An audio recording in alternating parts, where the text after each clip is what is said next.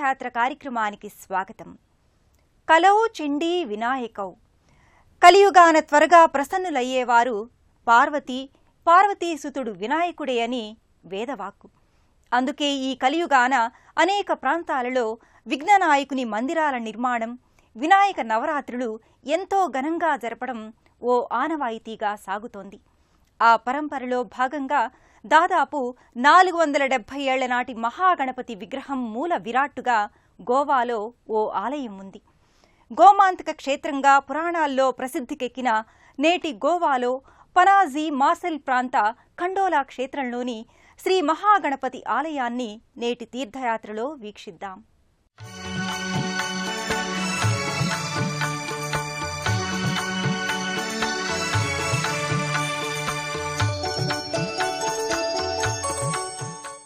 సర్వదా సర్వకార్యాలు ఎటువంటి విఘ్నాలు కలుగకుండా నెరవేరేలా చూసే పార్వతీ తనయుడైన వినాయకుడు అందరికీ ప్రథమ పూజ్యుడు.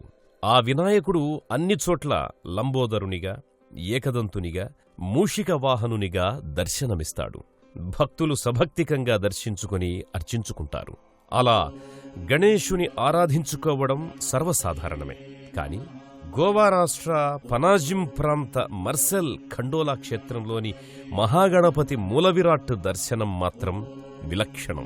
నల్లటి శిలామూర్తిగా చతుర్భుజాలతో విరాజిల్లే ఖండోలా క్షేత్ర మహాగణపతిని నేటికి కూడా దర్శించుకోగలగడం నిజంగానే పూర్వజన్మ సుకృతం. ఎందుకంటే మనం గర్భాలయంలో చూస్తున్నది 2 మూలవిరాట్టు విగ్రహాల రూపాన 2 గణనాథులను. అసలైన పురాతన దేవాలయం దివార్ ద్వీపంలో ఉండేది. పోర్చుగీసుకు చెందిన కొందరు ఆ ఆలయాన్ని ధ్వంసం చేయగా క్రీస్తు శకం 1540వ సంవత్సరంలో పోండా తాలూకా ఖాండేపార్ పట్టణానికి ఈ మూలవిరాట్టుని ఆనాటి సారస్వత బ్రాహ్మణులు తరలించారట. ఆ తదనంతరం బిఖోలాం తాలూకాకి, అనంతరం చివరగా ఈ ఖండోలా క్షేత్రానికి తీసుకువచ్చి క్రీస్తు శకం 1750లో ఒక శుభముహూర్తాన ప్రతిష్ఠించారు. ఆనాటి పురాతన మూలవిరాట్టుని అలాగే గర్భాలయంలో ప్రతిష్ఠించి నిత్య సకలోపచారాలు చేస్తూ ఆ విగ్రహ ప్రాణశక్తిని ఉద్దీపింపచేస్తూనే వచ్చారు. ఆ మహిమాన్విత మూలవిరాట్టు చెంతనే నేటి నూతన మూలవిరాట్టుని కూడా ప్రతిష్ఠించి భక్తజనుల అభిషేకాది అర్చనలతో నిత్య వార పక్ష మాస అయన వార్షికోత్సవాలతో నిత్య నీరాజన సేవలందిస్తున్నారు. కృష్ణవర్ణ పింగళ రూపునిగా ఇక్కడి వినాయకుడు 4 చేతులతో పాశాంకుశ పరశు అభయ హస్తాలతో దివ్యమైన దర్శనాన్ని అనుగ్రహిస్తున్నారు ఈ ఖండోలా క్షేత్ర మహాగణపతులిరువురు. మోదకాల నైవేద్యం తీసుకుని భక్తులకు మోదాన్ని కలిగిస్తాడీ మూషిక వాహనుడు. ఉండ్రాళ్లను సేవించి గండాలను నివారిస్తాడీ బొజ్జగణపతి. చాటలంత చెవులను చాచి తనను కొలిచేవారి కష్టాలను వింటాడీ చామర కర్ణుడు. చేతులు జోడించి నమస్కరించేవారికి ఆశీస్సులందిస్తాడీ చతుర్భుజ వినాయకుడు. అందుకే ఆ పార్వతీ నందనుణ్ణి కనులారా కాంచి మనసారా కొలిచి ప్రియమారా కీర్తిస్తారు.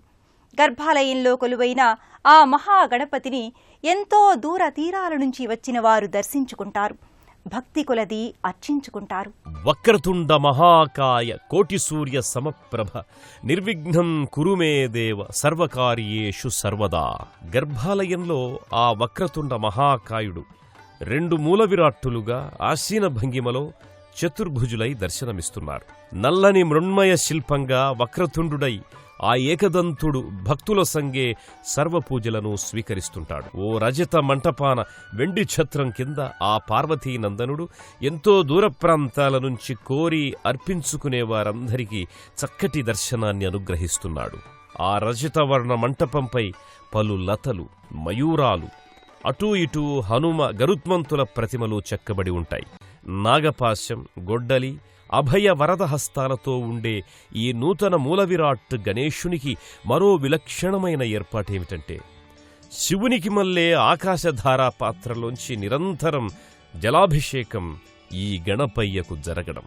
పురాతన కాలపు మూలవిరాట్టు కూడా నల్లని శిలామూర్తిగా చతుర్భుజాలతో ఎడమవైపుకు తిరిగి కొస మాత్రం కుడివైపుకి వంపు తిరిగిన వక్రతుండంతో, అభయహస్తం మాత్రం సుస్పష్ట హస్తరేఖలతో మెరుస్తూ ఉండడం పరమ విశేషమైందిగా చెబుతారు. 13వ శతాబ్దపు మూలవిరాట్టుకి పక్కనే ఉన్న 15వ శతాబ్దపు మూలవిరాట్టుకి ఎంతో నిష్ఠగా పంచామృతాభిషేకాలు చేస్తారు. అభిషేకాలనంతరం మందార పూలతో వినాయకునికి ప్రీతికరమైనటువంటి గరికతో అర్చనాదులు గావిస్తారు. 6 దంష్ట్రల మకరధ్వజుని శిరమున్న సింహతోరణం కింద ఆసీనులైన ఈ గణపయ్యలిరువురికి అగరు ధూప దీప కర్పూర హారతి నీరాజనాలు గావిస్తారు. సర్వ విఘ్నాలను హరించే దేవుడైన ఈ విఘ్నేశ్వరుడు ఖండోలా గణేశుడిగా ఎంతో మహిమాన్వితుడని భక్తజన విశ్వాసం. పరశురాముని ఆదేశంతో సముద్రుడు వెనక్కి జరగగా ఏర్పడిన లోగిలి ఈ గోవా. ఎంతో ప్రాకృతిక సౌందర్యంతో దేశ విదేశీ పర్యాటకులను ఆకర్షించే ఈ గోవా ఖండోలా మహాగణపతి వంటి దేవుళ్లకు నిలయమే. అరవిచ్చిన అందాలతో విలసిల్లుతున్న గోమాంతక రాజ్యాన మార్సెల్ ఖండోలా క్షేత్రంలోని మహాగణపతి ఆరామ విశేష కట్టడాలను చూసి తరిద్దాం. గోవాగా నేడు మనం పిలుచుకునే ఈ అందమైన పర్యాటక ప్రాంతాన్ని పురాణాల్లో గోమాంతక అని, గోమాంచల్ రాజ్యం అని అనేవారు. పరశురాముని వల్ల ఈ పుణ్యభూమి ఏర్పడిందని పురాణ కథనం. గోవా ఒక ఆకుపచ్చని దీవి. నీలిరంగు అరేబియా సముద్రపు నీటి మిలమిలలపై తెల్లని నురుగులు గోవా బీచ్లన్నింటికీ అద్భుత సొబగులను అందజేస్తున్నాయి. తేలియాడే నావల అలల తాకిడికి ఊగులాటలు, దేశ విదేశీ పర్యాటకుల కేరింతలు, ఇలా ఎన్నో హుషారైన విశేషాల తీరం గోవా. అంతేకాదు, కొలుచుకోవడానికి కొండంత దేవుళ్ల ప్రాంతం కూడా ఇది. నీలి అంబరం నీడన కదలాడే తెల్లని మేఘాల కింద మహిమాన్వితమైన గణపతి ఆరామం ఈ ఖండోలా మహాగణపతి దేవస్థానం. గోవా ప్రాంతీయ ఆలయ వాస్తు ప్రకారం నిర్మింపబడిన ఈ ఆలయం పోర్చుగీసు, ఇస్లామియా నిర్మాణ రీతులను అవలంబించింది. బంగాళా పెంకుల పైకప్పులతో, గోళాకార గోపురాలతో గర్భగృహం, సభామంటపం, ముఖమంటపంగా 3 విభాగాలుగా ఈ ఆలయం ఉపమందిర సహితంగా నిర్మితమై ఉంది. ఆకుపచ్చటి వృక్షఛాయలో ఈ ధవళకాంతుల జేగురు రంగు బంగాళా పెంకు ఆచ్ఛాదనంతో చూడముచ్చటగా మందిరం గోచరమవుతుంటుంది. ఆలయ ప్రవేశద్వారం పైన చతుర్భుజ వినాయకుని ప్రతిమ ఎంతో ఆకర్షణీయంగా ఉంది. మందిర ప్రవేశం చేసిన భక్తులు మెట్లపై ముఖమంటపంలోకి అడుగిడగానే ఆ మంటప కుడ్య మందిరాలలో పైకప్పుకి ఆనుకొని ఉన్న ప్రాకార చిరుమంటపాలలో ఎన్నో పురాణగాథలకు చెందిన వర్ణరంజితమైన చిన్న చిన్న విగ్రహాలను చూస్తారు. సిద్ధి బుద్ధి అటూ ఇటూ ఉన్న గణపతి, 6 ముఖాల ఆర్ముగం, హనుమంతుడు, శ్రీరాముడు, గరుత్మంతుడు, ఇలా ఎంతోమంది దేవతలు, దేవసేవకులు ప్రతిమారూపులై ఉన్నారు. ఆ మంటపం దాటి లోపలికి వెళ్తే ఎదురుగా గర్భాలయ ముఖద్వారం పలు లతామయంగా రజితవర్ణ రేకు తాపడంతో ఎంతో అందంగా అమరి ఉంటుంది. ఈ గర్భగృహ గుమ్మం నుండే ఆసీనుడై అభిషేకానంతర సర్వాలంకారయుతుడైన గణపతి కానవస్తాడు. గుమ్మం దగ్గరగా వెళ్లి కొంచెం తొంగి చూస్తే మరో వినాయక విగ్రహం అసలైన మూలవిరాట్టుగా వెలుగొందిన 13వ శతాబ్దపు మహాగణపతి విగ్రహం కనపడి భక్తులకు భక్తి పారవస్యాదులను కలగజేస్తుంది. ఆ ఆవరణంతా అగరువత్తులు వెలిగించి ఆ అగరు ధూపాన్ని నలుదిశలా వ్యాపించేలా చేతులతో పట్టుకుని ప్రదక్షిణలు గావించే భక్తులు కానవస్తారు. గోవా ప్రాంతవాసుల ఒక విలక్షణ ఆరాధ్య దైవం లక్ష్మీ రవల్నాథుడు. ఈ ఖండోలా మహాగణపతి ఆలయ ప్రాంగణంలోనే ఒక ఉపమందిర దేవుడిగా ఈ రవల్నాథుడు లక్ష్మీతో సహా దర్శనమిస్తున్నాడు. ఆ రవల్నాథుణ్ణి మనము దర్శించుకొని కైమోడ్పులర్పిద్దాం. ఈ ఖండోలా మహాగణపతి దేవస్థానంలో భక్తుల దర్శనార్థమై ఉన్న ఉపాలయం శ్రీ లక్ష్మీ రవల్నాథ్ మందిరం. రవల్నాథుని శైవాగమ దేవతగా ఇక్కడివారు భావిస్తారు. లక్ష్మీ సహితంగా ఈ రవల్నాథ్ లక్ష్మీ రవల్నాథుడిగా ఈ ఉపమందిరంలో కొలువుదీరాడు. నల్లని శిలారూపాన కొలువై తనను పూజించవచ్చిన భక్తజనులను అనుగ్రహిస్తున్నాడు స్వామి. లక్ష్మికి, రవల్నాథునికి భక్తులు నానా విధాలుగా పూజాధికాలు చేసి వారి ఆశీస్సులు అందుకుంటారు. ఇదే ప్రాంగణంలో ఈ ప్రాంతీయుల ఆరాధ్యుడైనటువంటి శ్రీరామపురుష్ మూలపురుష్గా విగ్రహరూపుడై పూజలందుకుంటున్నాడు.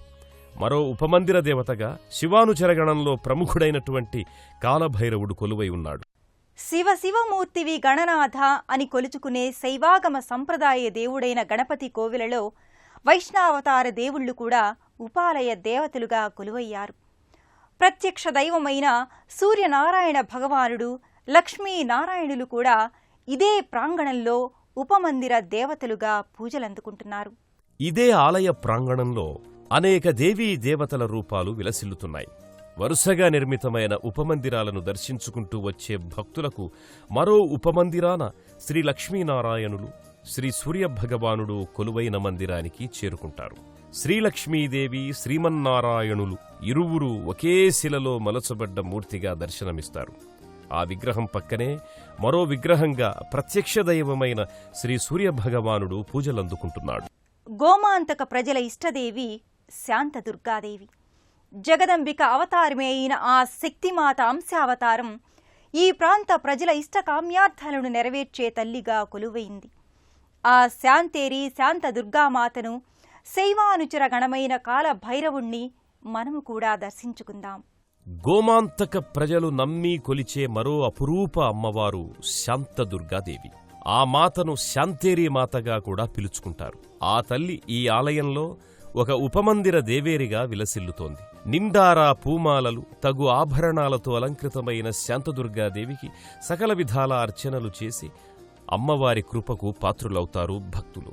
అమ్మవారికి పాదభాగాన 2 కాలనాగులు పడగవిప్పి భక్తుల వైపు కరుణాదృక్కులతో చూస్తున్నట్లు, భక్తులు శాంతదుర్గకు చేసే పూజలు వీక్షిస్తున్నట్లుగా కనిపిస్తాయి. ఖండోలా మహాగణపతి ఆలయాన జరిగే యజ్ఞయాగాది హోమాలు ఎంతో ప్రశస్తమైనవి. ఆ క్షేత్రాన జరిగే విశేష క్రతువులు, ఉత్సవాల గురించి తెలుసుకుందాం.